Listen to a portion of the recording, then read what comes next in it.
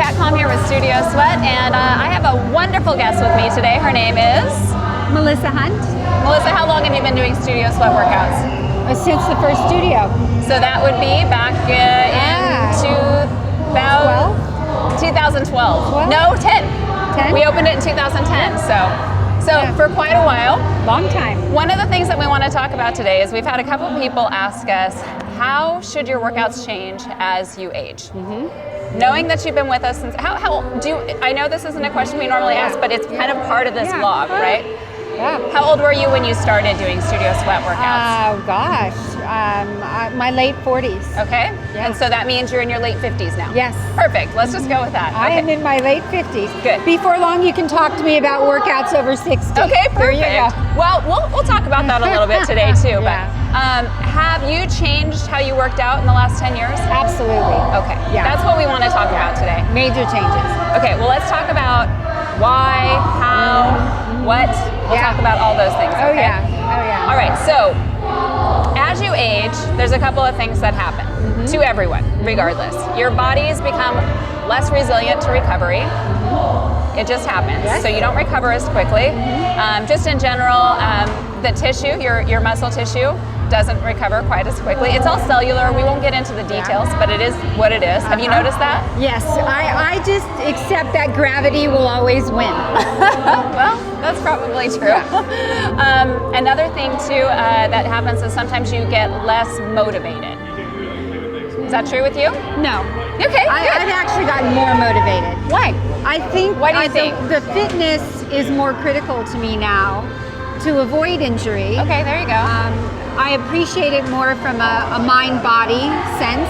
Awesome. It gives me more peace, That's good. more confidence. I think as I watch the demands of my work increase, Yeah. the time on the bike, the time in the gym was more valuable even. Sure. That makes sense. So for me, I'm more motivated. Okay. It's never I have to go It's always to I the get to. studio, I get to. I love that. Yeah. That's such a great attitude. It is a choice and it is a gift.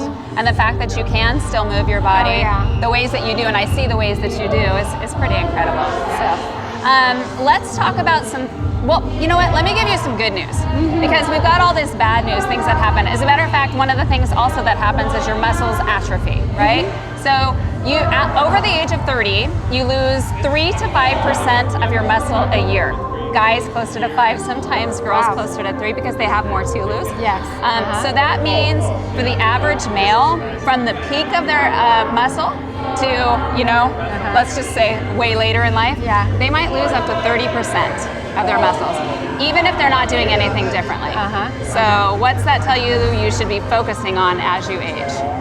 Well, continuing to build muscle and stamina. Yes. And to do so within the constraints of the other things you talked Yes. about. The fact that I'm dealing with arthritis now that I wasn't dealing with the way I'm dealing with it now 10 years ago. So barriers crop up, and I think again it goes back to that commitment. Right.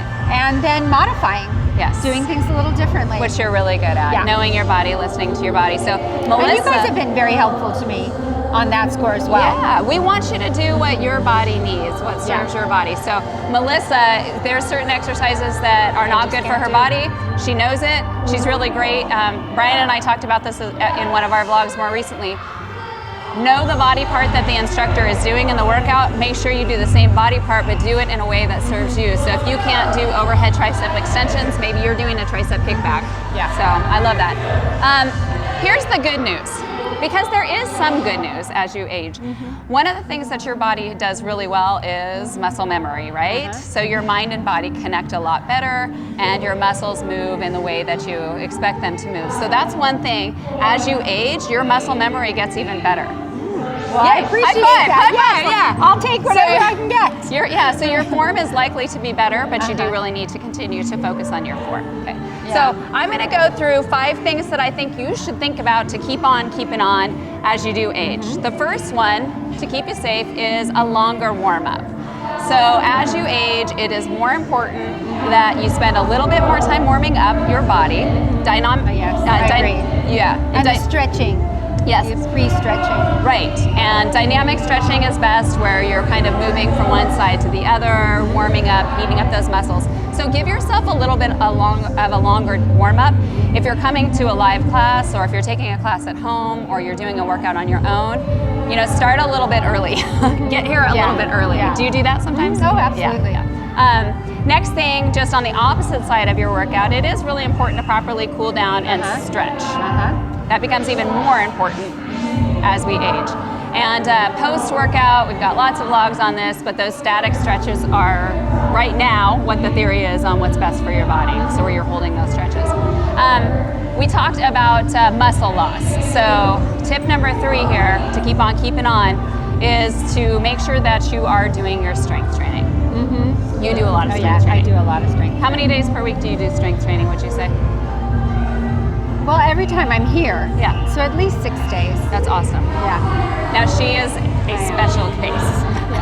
Not everybody's going to. Obsessive, Yeah. what some might say. Yeah. No. Hey, but you. It's a good you, obsession. It is. It's the best obsession, I think. You're also very good at, you know, if your biceps feel sore from the day before, you're going to go lighter weight the next day and maybe just get the blood pumping in that area. So I would suggest that you try to shoot for at least 3 times a week of strength training, every major muscle group. Doesn't mean you need to spend an hour doing it. You can spend 15 minutes, you know, focusing on biceps, triceps, shoulders, and, you know, something like that. And the time factor, I think, is important. Yeah. Because if you set your expectation for time too high, Yes. and you don't have that time, it's very easy then to say, well, I don't have the time, I won't. And I've always adopted the view that I'd rather do 10 minutes than none. Absolutely. Especially as schedules get demanding. Yeah. And I think as you get older, I mean, we talked about that. I know my career really became very, very demanding. Yeah. So the 5:30 classes saved me. Yes. On demand saves you. Yay. Because you have that flexibility. Yeah. But, And that's but not why doing it isn't an option. That's right, exactly. I like that. And that's why we've started putting more of those shorter classes on demand as well, knowing that. So I get it. The next thing, the tip is be mindful of your imbalances and your injuries. So if you know that you got an imbalance, like let's say that it could be something like your hips are tight. If your hips are tight, you're probably going to find your back rounding forward a little bit, which means those muscles on the lower back are going to get weakened. That's an imbalance. And so what you would focus on then is making sure that you did some lower back exercises more often than not to strengthen that imbalance. Okay, so you really need to be mindful of that as you age, and you'll be able to keep going. And then the last tip is to keep going. Yeah, absolutely. Even if you don't feel like it some days, right? Absolutely. And I think that everything Melissa talked about, knowing that it is a gift, it is a choice, those are the kinds of things that you can think about to keep going. Okay? Now let's get into a few more tips. Okay, so these are tips on how to adjust your goals as you age, because I think your goals when you're younger are different for most people than when you're a little bit older. Okay, so let's talk about what I think, and then that people might think to do. Things that I've seen people successfully do as they go, and then please chime in with your opinion on it and give us any more tips. So number 1, focus on your health over your body image. When you're younger, I think we tend to be more focused on, you know, how my triceps are popping versus am I strong? Am I, you know, going to be able to run around with my grandkids? Yeah. You know? Oh, so true. Yeah? So you in with that one? Oh, completely. Okay. I think you're exactly right. All of us have an element of vanity. Sure. That's part of the reason we're here. Not gonna lie. You know? Yeah. And when I was 10 years younger, 20 years younger, a little time at the gym reaped great results very quickly. Yeah. You know, you modify the diet a little bit and you could drop the weight to, you know, fit better in the jeans or whatever. As you age, you accept that is not realistic. And the other things matter more, because I do run with my grandson and play with him. And so I think that's just part of the maturity that also is the beauty of being over 50. Well said. Whatever else comes. Awesome. Well said. Cardio. let's just talk about cardio. So we talked about the fact, and this is tip number 3. So tip number 3, we kind of touched upon, is make sure you get in your strength training at least 3 times a week. That is that's very important. But cardio is important as well. Cardio exercise is truly the only thing that is a proven disease fighter. Every other study is so dependent on who's doing the study. When it comes to exercise across the board, it is proven time and time again to be the #1 thing to fight chronic disease. That's good to hear. I do a lot yeah, of you cardio. do. Yes, you do. I do. So you do want to continue to do. But you know, the cardio had to change. Okay, talk about that. I ran for a long, long time. Yeah. And started having some really serious knee problems. Yeah. And spinner, chicken dinner. and my sports medicine doctor said the bike is fine. Yeah. But you cannot run anymore. Yeah, it's so hard on those knees, it's especially as you brutal. lose all the cartilage that supports it. And then the arthritis kicks in, and so no more running for me. But the bike is my savior. Yes, I'm so glad for all of you. Get a spin bike if you don't have one. And that truly has saved me, mentally and physically. Yeah, because you can continue to push into those higher fat burning zones and. Sorry, I touched the mic. I did it go. Okay. So I totally agree with you there. It's wonderful, and I think that's an important point, truly, that you don't have to give up cardio if your knees fail you or your back fails you, or you can't get out because you live in an inclement area. The bike is. It's been your savior, It's been my savior. So as you age, make sure that you have access to a bike, whether it's at home or and if you haven't started on a bike, get started. Yeah, it's never too late. Because it will absolutely reinvent your sense of physical strength. I had a message that came in just last week about someone who was 70 years old that just got their spin certification. I was like, oh, that's cool. Very cool. Hey. So the other thing too, you talked about changing your cardio. You're talking about changing the activity, but you can also change the intensity. Oh yeah. Yeah, and so that's tip number 4, which I'm going to couple in with what Melissa said. Tip number 4 is be mindful of all the different cardio options that are available to you. But you can do lower intensity, steady state training and get some amazing results there. Because remember, we're talking about the health benefits. When it comes to LIST training, which is low intensity, steady state, such a great thing to do for your body. Would you say that you've started to do less high intense, like where you're searching for that red zone, you're trying to push so far out of your comfort zone? Probably so. Yeah. I'm probably not conscious of it. Yeah. But yes, I'm sure I am. Like you don't feel this need for speed so much. No, my body just doesn't. That's one thing I've really noticed is I don't do things as quickly. Yeah. I don't get down on the floor as quickly. I don't get up as quickly. Yeah.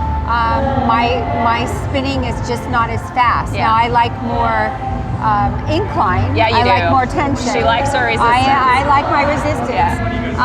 But the body just doesn't move as quickly. It is what it is. Yeah. And you just go with it, but you keep on moving, right? I accept that. Okay. My final tip, and I know that Melissa, you'll agree with this one, is find something that you love. Melissa has not only found something that she loved, it's something that she can do, it's something that she has access to, but it can be spinning, it can be hiking, it can be biking, it can be it can't be strength training. Whatever it is, keep trying things until you find something you love if you already haven't found that true exercise love, because that's really what's going to keep you coming back. So that's tip number 5. Okay? Good. All right, anything else you'd like to add, Melissa, to help our viewers out there? Well, I would just like to say, I think one of the things that's helped me is having attentive trainers step in sometimes and say, you can try this, you can try that. And some of those tips truly have gotten me through some injuries. Good, that's great to know. Really I think it's great if you have access to a trainer. Here at Studio Sweat, we keep our groups small, so we're able to help people more one-on-one, whereas if we were in a bigger gym environment, we couldn't do that. But you can also work with a personal trainer. I think it's fantastic to work with a personal trainer, just to identify imbalances, think of modifications, stuff like that. So. All right, so Carla, you asked this, Denise, you asked this, so many more asked for this blog. I hope this helped you, and I want to thank you, Melissa, for joining me. and make sure you continue on with your Studio Sweat or Studio Sweat On Demand workouts. Let's go get them done.